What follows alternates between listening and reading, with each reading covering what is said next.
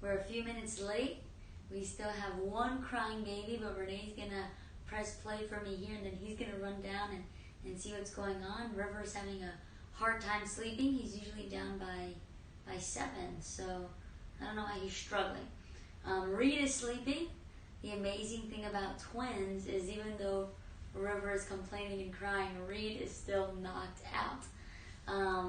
So Renee's just going to make sure we are all good on every other platform. He's giving me a thumbs up. And so he's going to run down there and be with them. And I'm going to be with you guys. All right? And so welcome Abundant Marriage family. As you know, I have a passion. My absolute life mission is to reroute unsatisfying, unhappy marriages, the 83% towards the 17%. What are the 17%? There are couples right now today living out happy and abundant marriages. And my thing is this, the 83% right now that are unsatisfied, well, today I want to give you specific tools, specific steps that you are going to take to make sure that you run away from the 83%. This entire week, you and I, we've been interacting. You've been commenting. You've been liking. You've been sharing. And I appreciate you guys, which is right now, this is the opportunity to share with your family and with your friends. Because we are going to answer, we are going to wrestle with a question that is often asked, which is, Amanda, why is it so hard to have a happy marriage? Why is it so hard? And throughout the course of abundant marriage, throughout the interactions that I've had with the couples in abundant marriage, I found that there are sort of 4 reasons why it is so difficult to have a happy marriage. But then today I'm going to tell you what the couples of the abundant marriage course are doing now to guarantee that these 4 stumbling blocks no longer exist in their marriage, are no longer stubbing their toes. And so this video, you will see just that. The 4 stumbling blocks, what they are, what the 83% are doing, and maybe you find yourself in the 83%, what the unsatisfying marriages are currently doing, and then we are going to reroute you towards the 17% with 4 ways to overcome all 4, yes, all 4 stumbling blocks. And so get your papers ready, get your pens ready, water, grab your spouse, because this one you are going to want to take notes. So number 1, Amanda, why is it so hard to have a happy marriage? The first reason is, well, the man in the mirror. And the reason I say man in the mirror is because of this. It is important that you recognize yourself, that you take an honest look at the man in the mirror, that you are truthful and honest with yourself. And the reason why it's so hard to have a happy marriage is when that man in the mirror, that person, when you don't have a rude awakening with yourself. Let me explain it with a story that we find in Mark 10, beginning in verse 17. Mark 10, beginning in verse 17. And I'm going to read it quickly, and it says this. Now, as he was going out on the road, one came running. As he was going out on the road, this is Jesus. One came running, knelt before him, and asked him, Good teacher, what shall I do that I may inherit eternal life? And Jesus said to him, Why do you call me good? No one is good but one, that is the Father. You know the commandments. So Jesus says, Why are you asking me? You know the commandments. Do not commit adultery, do not murder, do not steal, do not bear false witness, do not defraud, honor your father and your mother. Well, then the man responds, I've kept all of these since my youth, since I was a little boy. My mom and dad taught me to keep these commandments, and I've done that. Well, look at what it says. And he answered and said to him, there's Renee. Then Jesus looked at him, loved him, and said, One thing you lack. Go your way, sell whatever you have, and give to the poor, and you will have a treasure in heaven. And take up the cross and follow me. But he was sad and went away sorrowful, for he had great possessions. So here's the thing. Remember I told you, the man in the mirror. The reason why it's so difficult to have a happy marriage is because of the man in the mirror. That man, that person is you. And here's why. The people on the outside, the rich young ruler's family and friends, community, maybe the people in his workplace, externally, because of his behaviors, because he kept all like he had it all together. It seemed like he was doing the right things, that he was living, look at this, an abundant life. However, Jesus, who is the reader of hearts, when Jesus enters into an uncomfortable conversation with him, into a vulnerable conversation with him, Jesus sees beyond what his family and friends are seeing. Jesus sees that although he has it all put together on the outside, although the behaviors are lining up on the outside, Jesus is going after this man's heart. And the reason why it's difficult to have a happy marriage is because our spouses are given to us by God to, at times, shed a light of an uncomfortable area in our hearts.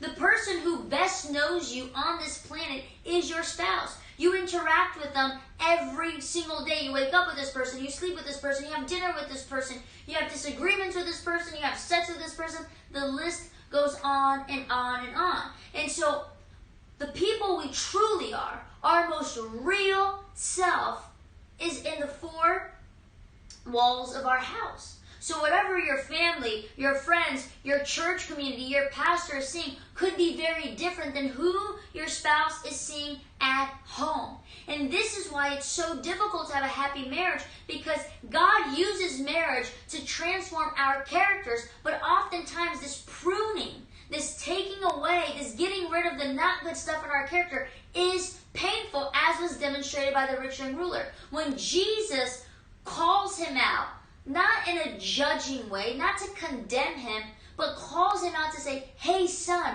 there's a character defect that maybe no one else has seen, but I am seeing, and I need you to renounce this. I need you to make me your God, not your possessions. And the man walked away sorrowful. Why? Because when he looked at the man in the mirror, it was very difficult for him to get rid of, to get away with all of his possessions. Oh, hello. We got some people joining us. I'm going to be looking this way and this way. You guys see me here, but when I look here, Renee set up the TV here, so I see you guys coming in. I see Jasmine and Jarlucy. Welcome, guys. It's good that you are here. If you have any questions, please comment. Hi, hello, Jessica. Good to see you. I met Jessica when I went to do a preaching in Boston. And we met so long ago, and we've stayed in contact, Jessica and I. Very good. So, hi, ladies. And so the main thing we're talking about here, what we're seeing, is that it is difficult to have a happy marriage because we have to have a root awakening with ourselves. And here's the thing. This is one example that often comes up. Marlene, hello. Megan, welcome. So one of the things that come up in marriage is that wives will say this to me. Amanda, my husband needs to be the spiritual leader of my household, and he doesn't read the Bible with me, he doesn't read the Bible with the kids, and so the wife, and truly the Bible says this, okay? The men are to be the head of the household, the spiritual leaders. However, when the wives are frustrated that the husband is not being the spiritual leader, it's usually because the wife also does not have a relationship with Jesus Christ. And it's almost like she's deflecting her responsibility and her relationship with Jesus with, well, my husband isn't the spiritual leader, it's not my responsibility, and so sucks to suck. However, ladies, it is also our responsibility. And what happens is we start attacking our husband's character instead of looking at the man, or in this case, the woman in the mirror. Usually the things that I'm frustrated in Renee are things that I'm frustrated in myself. And instead of me looking in the mirror, it's easier for me to look at Renee, condemn Renee, judge Renee, and criticize Renee.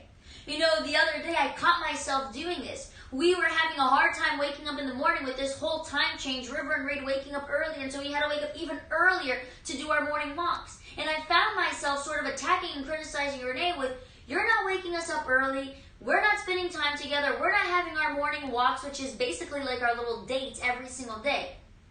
And then really, I heard the voice of God say, Amanda, why don't you make it your responsibility? Why don't you set your alarm? Why don't you wake up Renee? Because you know if you say, Renee, wake up, that he is more likely to wake up when you wake him up than when he tries to wake you up.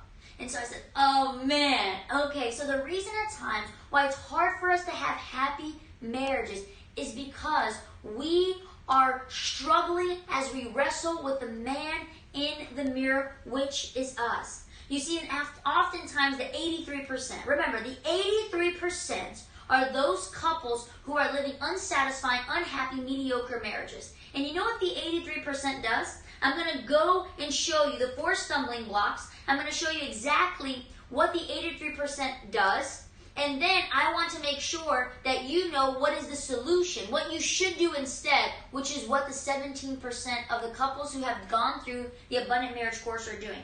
The 83%, instead of looking at the man in the mirror, they fight constantly and nothing gets resolved. You have the nagging wife, right, which the Bible calls the contemptuous wife, who the Bible defines her as a dripping faucet, just keeps dripping and dripping, complaining and complaining and complaining. You should be the spiritual leader, and you should do this, and you should do that. Fighting and bickering doesn't get us anywhere. And maybe, just maybe, you can compel your husband through force, control, and manipulation to get him to do what you want him to do in that moment. But those changes, as you know, will be very short-lived. It will be very short-lived. And so this is what the 83% do. But stay with us because I'm going to show you what the 17% do. And I pray that you would do just that. Here's the second one. Why is it so difficult? Why is it so hard to have a happy marriage? Number 2, you know why? Because difficult conversations are hard. In marriage, we will need to have oftentimes difficult and tough conversations. I don't know about you guys, but what do you feel is the hardest conversations you've had to have?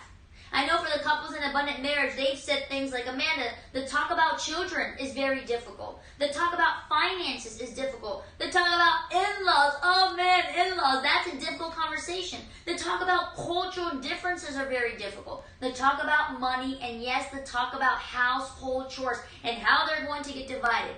These are some of the topics that the couples at abundant marriage have a difficulty with. And difficult conversations are hard.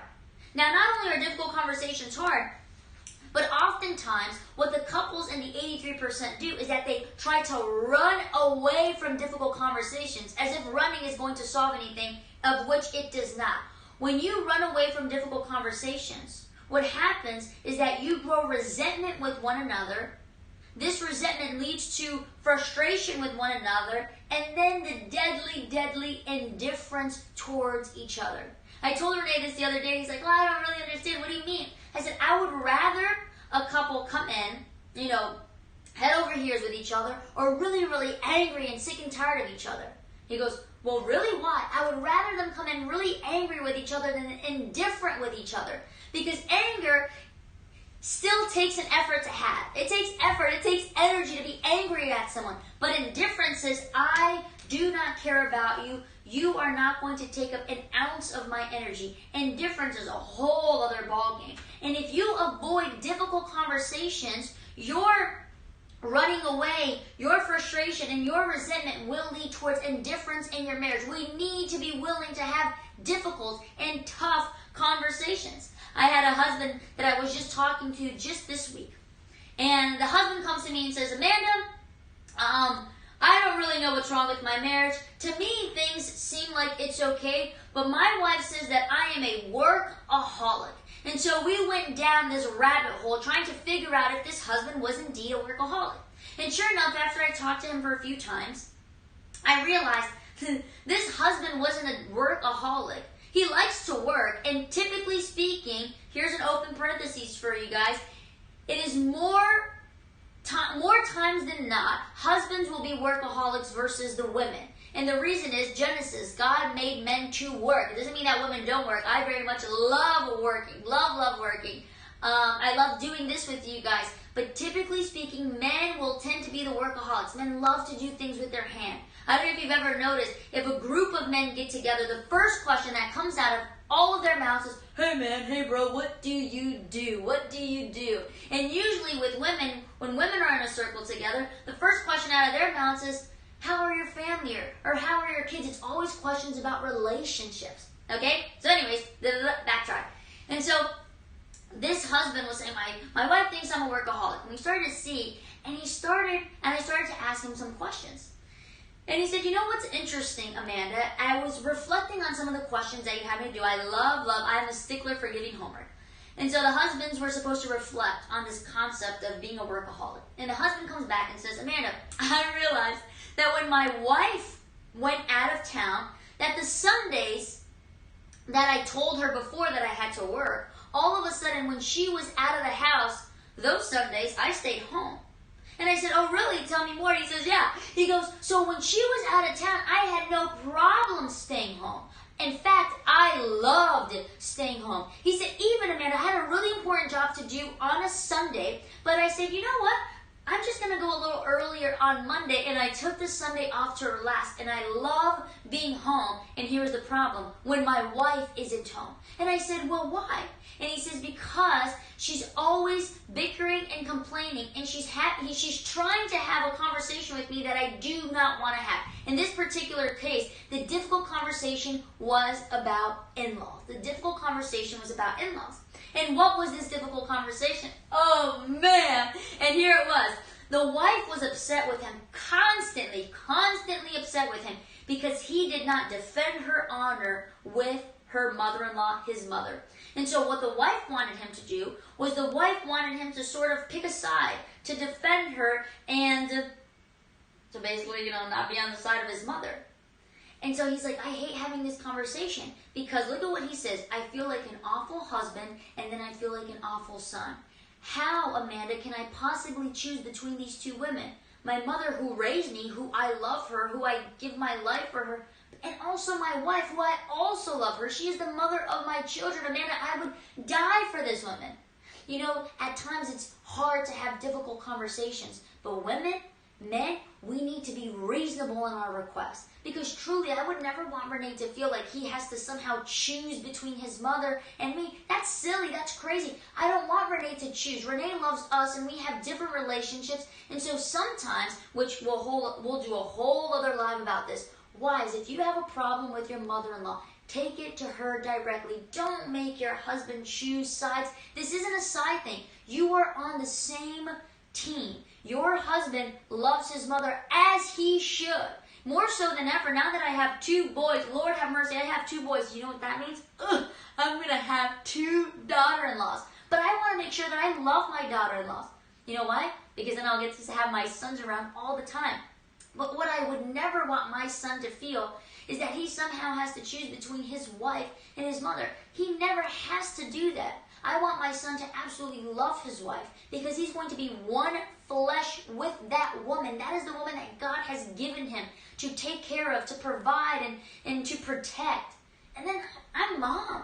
I don't also want to have to put him in a situation where he has to choose me between his wife. What? That's crazy. No, no, no. Difficult conversations. Yes, it is a very difficult conversation to be had. But what I told this husband is that running away from this was not solving anything. Why is it hard to have happy marriages? Well, at times it's because difficult conversations are hard to be had. But don't be part of the 83%. Stick with me. I'm going to tell you exactly what to do instead. To be part of the 17% who are also scared of, I'm going to give you a sneak peek. They're also scared out of their minds, these husbands, to have difficult conversations. But we do something that makes difficult conversations, honestly, enjoyable. All right, number three. Why is it so hard to have a happy marriage? No one actually wants to compromise. I mean, let's be real. The whole my way or the highway, that's actually true. No one really genuinely likes to compromise. I had a husband, and he was having a really hard time with this. And the reason why he was having a hard time with this is because he is very athletic. And his whole life, he would work out every single day. It was his time, his mean time, where he could just escape for a second from the worries of, providing for the family and money and wife and everything. And just for that 1 hour or 2 hours, sometimes even 3 hours, he could just get away. But here's the thing. When it was just him and his wife, this was not a problem. Hey, welcome. People are coming in. Nice to see you guys. If you have any questions, please ask away, fire away. And just know, as I always do, I leave this on for 24 hours. And so if you haven't started from the beginning, as soon as we're done here, you can reverse, watch the beginning. 24 hours it'll be up, and then I take it down. Renee does all his editing magic to it, and then we throw it back onto YouTube and Instagram. Okay, and so we're here talking about why it's so difficult at times to have a happy marriage. And the third reason out of 4 is that no one actually wants to compromise. All of us, if we're truthful with ourselves, we're all very selfish, some more than others. I will admit that I am more selfish than Renee. Renee is actually less selfish than I am. And so this is something that I have to wrestle with and work on with myself. It was harder for me to share with Renee with the boys than it was for Renee to share me with the boys. And so anyways, this husband was having a very difficult time because when he was dating, engaged, and married to his wife, and it was just the two of them, she wouldn't mind. And oftentimes she would join him in these workouts. However, a wrench got thrown into their dynamic duo when they had babies. And babies are awesome, and babies are a blessing, and all that great, amazing stuff that the Bible says. But babies also are very selfish, and for them it's me, me, me. And truly, in the first few years of life, our life revolves around babies. And so this husband, his difficulty was that at times, after work, he would want to go. Instead of going home, he would want to go work out. But the wife was getting very frustrated because she's saying, hey, it's very difficult if you work out every single night, every single day. You work, I work, and then I have to come home. I have to bathe, feed, cook, put them to sleep. These 2 kids by myself, it's really difficult. And the husband was not having it. He's like, I'm not willing to compromise. I need to work out every single day. So part of the 83% is that they don't like to compromise because really all of us struggle to compromise. But then they straight up just don't do it. And this husband, which is why his marriage was found in the 83%, he was just not willing. And this wife was very much having to raise these children by herself, without his support, without his partnership, because he was unwilling to compromise. And that's why it's hard to have a happy marriage, because no one actually likes to compromise, but the 17%, they do something very different. We're almost there. All right, the 4th reason, why is it so hard to have a happy marriage? Vulnerability is scary. Oh, man, vulnerability is very scary. And most of my husbands will say, Amanda, it's the scariest thing in the world. It is so incredibly hard for me to open myself up. If you've been following us on social media, I think it was yesterday or maybe the day before, I shared a quote that said this: you can't heal if you're pretending you're not hurt. You can't heal if you're pretending you're not hurt. You and I, we need to learn how to be vulnerable with each other. But being vulnerable is a very difficult task. It's a very scary task. And most husbands will say, Amanda, out of everything you've asked us to do, being open and vulnerable is the scariest one of all. There was a wife, and she was having a difficult time having sex with her husband.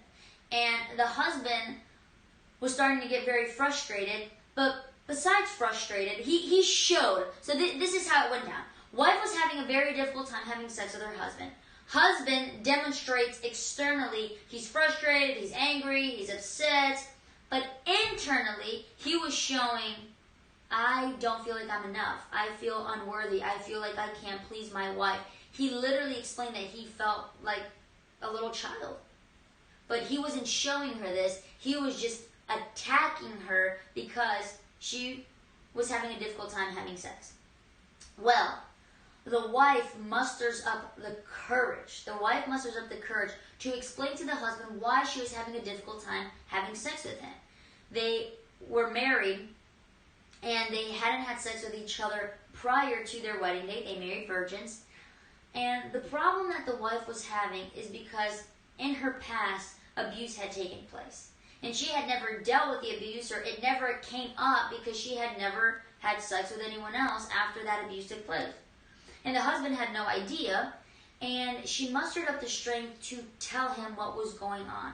And when she was willing to be open and vulnerable, he then turned around and was open and vulnerable with her and says, I was so frustrated and mad and angry at you, but really what I was feeling was that I was scared that maybe I wasn't enough, that somehow you didn't love me, that somehow you regretted ever getting married to me. And oh man, that conversation took a completely different tour. Yeah, different route. Did I say that right? Anyways, the wife was not wanting to have sex because of the husband.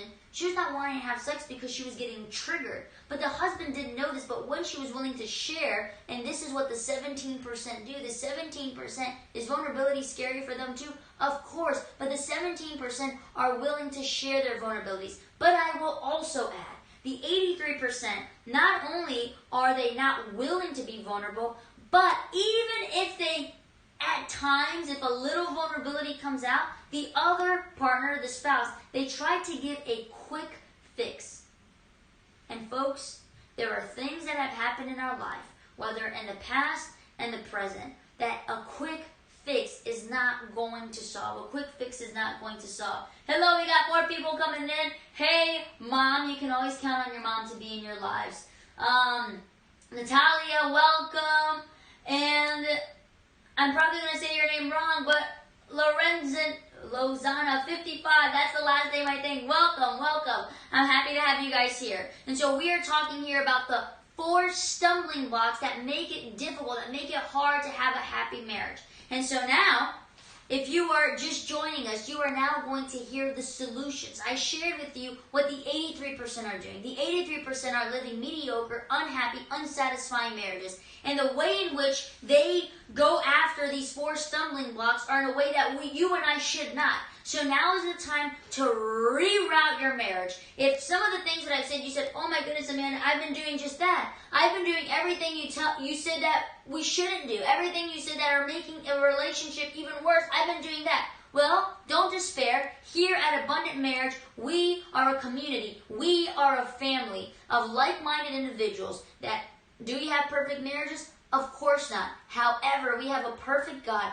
that when we are willing to reroute, when we choose and decide that we are not going to allow our marriages to be mediocre, then things begin to happen.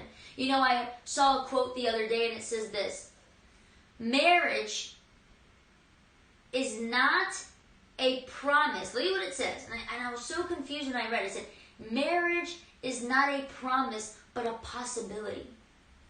A good marriage is not a promise, but a possibility. And I read that over and over and over and over and over again, and then it clicked.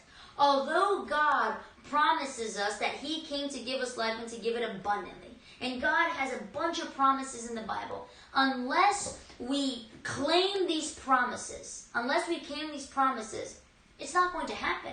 And so a happy marriage is not a promise, it's a possibility, because it is only when we choose to fully commit to this promise that it will be a possibility in our marriage. And so again, it's not something that's just going to happen just because you got married now you are guaranteed an abundant, satisfying, happy marriage. That is not true. It is a possibility if you claim the promises of God. And so here we go. How are we going to reroute? How are you going to get away from the 83% and go towards the 17%? Remember, number 1, the reason why it's so difficult at times, so hard to have a happy marriage is because of the man in the mirror. Meaning that we have to at times have a rude awakening with ourselves. And what the 83% is not willing to do. And so what do the 17% do? The 17% are willing to do their part without any expectations. Remember the wife who was frustrated with her husband because he should have been the spiritual leader and he's not reading the Bible with the family and he's not praying with the family, and so he's not doing, well, then I'm going to cross my arms and I'm not going to do it either because it is his responsibility. Look, the wives and the husbands in the 17%. Is it important for the husband to be the spiritual leader? Absolutely. But women, this doesn't mean that we have a green light, a free pass to also not have a relationship with God. And so wives, could it be that the reason why you're so frustrated with your husband for not being the spiritual leader is because you also don't have a relationship with Jesus? And if you look at the man in the mirror, in your case, if you look at the woman in the mirror and say, very much like the rich young ruler, may God look to you and say, hey, something's off here. And if you're willing to be part of the 17%, the 17% do their part without expecting anything in return. And so my advice, you start doing family worship. Invite your husband to participate. And if he doesn't want to participate, you grab your children and you continue to do it. And which is why the Bible says that the godly example of the wife, the godly example of a godly wife will change the mind, will reroute the heart of the husband. All we can do is do our part. And the 17% has understood that at times it is difficult to have a happy marriage because of the man in the mirror, because we're constantly deflecting. We're constantly pushing the responsibility on other people, and the 83% are satisfied with this. But be part of the 17%. Take responsibility. Don't expect. Do it willingly and wholeheartedly as if you're doing it for God, not for your spouse. Number 2, remember, difficult conversations are hard, which is why at times marriage can be hard. The 83% are not willing to have these difficult conversations. They want to run away from difficult conversations. Well, the 17% have understood this concept. I was talking to a teenage girl, and this teenage girl found out that she was pregnant. Teenage girl finds out that she was pregnant, and she is scared out of her mind. She is scared. What is my mom and dad going to do when they find out that I am only a teenager and that I am pregnant? And so she was wrestling back and forth. Should I tell? Should I not tell? Should I tell? Should I not tell? She decides that she's going to tell her mother. And when she does tell her mother, her mom freaks out. Right? Her mom freaks out, and her mom really maybe in fear and worry and all these emotions start to attack her and condemn her and shame her and criticize her and all of these things. And listen, I don't know what I would have done in that situation. It is a hard situation. And so the girl was crying to me, and she says, man, I told my mom this, and this is how she reacted, and now I feel like, she hates me, she wants nothing to do with me, she's disowning me. And then she said this, and I asked her, I said, well, what would you wish your mom knew? What would you wish your mom knew? I asked her this question. She started thinking and thinking and thinking, and she was reflecting, and then she came back with this answer, and I thought it was brilliant. I thought, man, such wisdom in a teenage girl. And she says this. She goes, Amanda, it was so incredibly difficult and painful to tell my mom that I was pregnant. It was so difficult. I want her to know how hard it was for me to share this with her. However, I wish she knew that I trusted her enough with this very hard, with this very vulnerable, with this very difficult, with this very shameful information that I was about to share with her. I wish instead of her attacking me, I wish instead of her feeling like she somehow was a failure of a mother, I wish that instead of her now victimizing herself and what is the family going to think and what is the church going to think, I wish she would have just seen that I trusted her enough to share this information with her. And I was like, man. And so you know what I did after I heard this from a teenage girl? This is exactly what I tell the couples of abundant marriage. I say, when your spouse comes and tells you a difficult thing, when they're willing to have a difficult conversation with you, instead of attacking their character, are you going to be hurt? Absolutely. But instead of attacking their character, instead of sort of victimizing yourself, instead of in that moment trying to deal with all the ways that they hurt you and they upset you and you can't believe that they did this, just for a second, change the mindset to, wow, my spouse trusts me so much that they are willing to come to me with this very scary and uncomfortable information and have this very difficult conversation. Because that's exactly what happened to a husband who was watching pornography. Because he was willing to be part of the 17%, he says, honey, I need to talk to you. And it's a very difficult conversation, and man, you're going to be so upset and you're going to be so angry with me. And he told, like, oh, we got more people coming. Maku's here. Karo is here. Welcome, welcome. Karo is a great photographer. She actually photographed our family when we went to New York. So if you're in New York, follow her and have her take some awesome pictures. And so listen, the second one, right?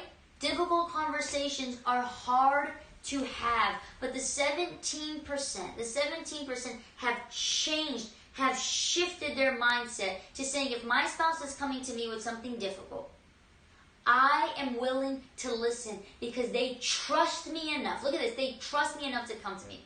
And so the husband who told the wife that he was struggling with pornography, was she upset? Yeah. Was she angry? Yeah. But in that moment, she thought, hold on. Let me change the mindset. He is trusting me enough to come to me with a problem, with the situation, because he believes that I can help him, that I can be his accountability partner. And that's exactly what happened. They had this difficult conversation, and you know what it did? It brought them closer together instead of pulling them further apart. If you want to have a happy marriage and be part of the 17%, you need to be willing to have difficult conversations.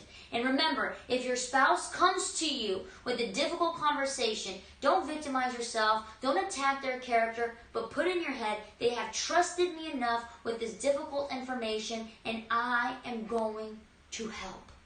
All right? Number 3, no one actually wants to compromise. Remember, that's the case for the 83% and that's the case for the 17%.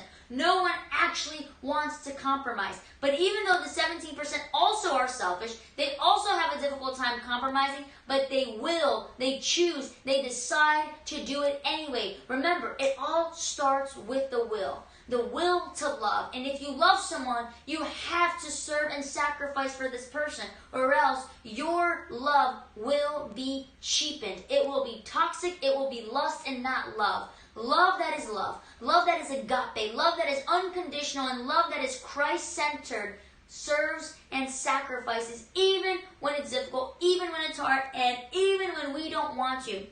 This is why Luke 9:23 says, whoever wants to be my disciple must deny themselves, take up their cross daily, and follow me. The 17%, although they don't like to compromise, although they don't want to compromise, they have chosen to compromise. And so, as a husband, as my husband, you know, Renee, he's pretty great at compromising, honestly, better than I am.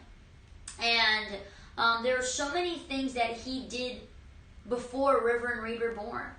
And man, it almost came naturally for him to sort of put these things on the back burner. Some of these things that he absolutely loved doing, he was willing to put in the back burner so that he could make himself available to River and Reed. And so when kids are part of the equation now, maybe a new job, maybe a new house, whatever the case may be, we need to be willing. We need to be flexible. We need to compromise. With kids comes a compromise of now how household chores will be divided. With kids come a compromise at how food is going to get done and who's going to change who and who's going to take who to school or to birthday party, whatever. But be on the same team. The 17% also, they do not like to compromise, but they daily, you know what the Bible says? Take up their cross daily and follow me. The 17% are daily checking in with each other to make sure they have a happy marriage. You know why? Because compromising is difficult. But if you come together, your husband and wife, you guys come together and daily check in on each other. Hey, how is this looking for you? Hey, how is this doing? Oftentimes, boys, your wives will let you get away with some things. I had a husband who says, Amanda, I asked my wife, when the baby was born and she was completely, she looked like death because she was staying up all night and having to breastfeed and do this and do that. I told her all the time he was just watching me with his useless titties, right? Because no milk was coming out of him. And he said, I offered her many times, hey, do you want me to wake up with you in the middle of the night? And simply because I offered, she says, no, it's fine, you go get some sleep. But wives who have husbands who don't even offer, who sort of assume that, it's their job, well, those wives are very frustrated and very upset. And so part of compromise is checking in on each other, making sure you guys are available to each other, and coming up with the best solution for your family. And then number 4, vulnerability is scary. Why is it difficult to have a happy marriage? Because vulnerability is scary, and it's scary for all of us. It's scary for all of us. However, the couples who choose to be part of the 17%, because remember, it is a choice. It's not a promise, it's a possibility. It's not guaranteed, it's something that you will, that you choose, that you daily die to self to make sure that this possibility is possible in your marriage. Well, the couples who are part of the 17%, they create an environment of trust and accountability. And this is why it's easier to be vulnerable with each other. Think about it. Would someone want to have a conversation with you if you were constantly putting yourself on a pedestal of perfection? Think about it. If you have this attitude, this aura that I'm the best, I don't mess up, I'm not a sinner, I do no wrong, who's going to want to bring any of your situations, any of your problems to you? So guys, let's be realistic. Let's look at the man in the mirror. Let's come down our pedestal so that we can be accessible and available to our spouses. I want to make sure that Renee is comfortable being vulnerable and honest with me even when it's difficult, and vice versa. I want to make sure I create an environment where we can have difficult conversations, because if you're not having difficult conversations, I'm sorry, you're not having an intimate relationship. And if you're not having an intimate relationship, it is not abundant. Stop running away from difficult conversations. Difficult conversations are awesome, because you know what happens? It creates depths. It creates root in your relationship. I can tell you right now, there are things that Renee have told me that he's never told anyone in the world. And because of it, it makes us so much closer to one another. Because you know why? Because when Renee told me this very vulnerable and difficult experience, oh, someone is saying, that's Siri. Siri heard me and now she's thinking I'm asking her a question. So when Renee came to me with this very vulnerable experience that had happened to him, you know what it made me feel? Wow, he trusts me, he loves me, he knows I'm a safe space. Make sure that you create an environment where your spouse will feel the same. That they will come to you and confide to you, where they will be able to be vulnerable with you. You know, the place that we shouldn't feel like we have to wear a mask and pretend to be someone we're not is in our home. Can you imagine going throughout our whole lives living a double life, where we have to act a certain way at work, we are acting a certain way at church, we're acting a certain way when we get together with our family on the holidays? I don't know about you, but I'm sick and tired of doing that. I want to make sure that when I am home, that I can be my honest, true, wholehearted, vulnerable self. And as a song I love says, that God knows the depths of our heart, yet he loves us the same. Could our spouses say that about us? Could Renee say, Amanda knows the depths of my heart, yet she loves me the same? Oh, my prayer is that Renee would be able to say that, and that your wife and that your husband would be able to say the exact same thing. And so now, we started this journey with the story of the rich young ruler, who Jesus looked to him and said, hey man, I know on the outside you look all put together and like you're doing everything right, and you're tricking everyone else, but I see right through you. Could it be that your spouse is also seeing right through you? Now Jesus gave the man an invitation. He said, sell all that you have and come and follow me. And the invitation that I want to give you tonight is, be willing to part with the fear you have of your vulnerabilities. Be willing to have difficult conversations. Be willing to look at that man in the mirror. And yes, be willing to compromise. And the invitation is this. Instead of the rich young ruler, don't turn your back right now. Don't walk away. Don't just be a hearer of the things you heard tonight, but be a doer. Be a doer. You can reroute your marriage towards the 17%. But it starts with a choice. Man, why is it so hard to have a happy marriage? Well, now you know why it's hard. It's hard because of the man in the mirror. It's hard because compromising isn't easy. It's hard because difficult conversations are, well, difficult. And yes, it's hard because vulnerability is scary. But you know what the 83% do. And this is why they're miserable. This is why they live what I call the Instagram marriage. It looks beautiful on the outside. The family photos look great. But man, on the inside, they are struggling. Be part of the 17% who are willing to do whatever it takes. Now you have the solutions. You have the answers. If you have any questions, Will, you're late. You just joined us. You're too late. We're about to land this plane. If you have any questions on anything that I've just mentioned, right now is the time to ask them. Ask your questions. Is there a specific stumbling block that you're thinking, well, Amanda, I didn't understand that. Can you make it clear?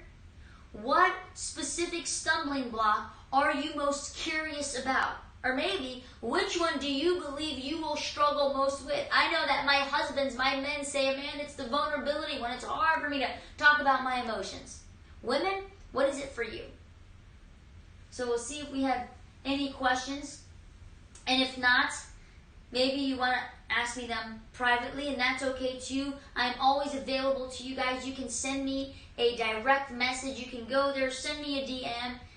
And right now, if you could, we are going to stop this video, and then it's going to be on our IGTV, and you're going to have 24 hours to watch it. So Will and Carol, Magna, those of you who came toward the end, make sure you use this time to then go on the IGTV, watch the beginning so that you can have the entire information, and then share it with your family, share it with your friends, share it with people who you know would want to be part of this community of abundance. All right, guys, if you don't have any questions for me, I will see you next week, Thursdays at 8 o'clock. And here's a little message for you who might not be watching on live. You might be watching the recording of this. It might be a week, 2 weeks, I don't know, a month later. I want to invite you, I want to compel you to join us during our lives Thursday at 8 o'clock, because it's important that I can answer your questions right on the spot. And I would love to answer your questions on the spot.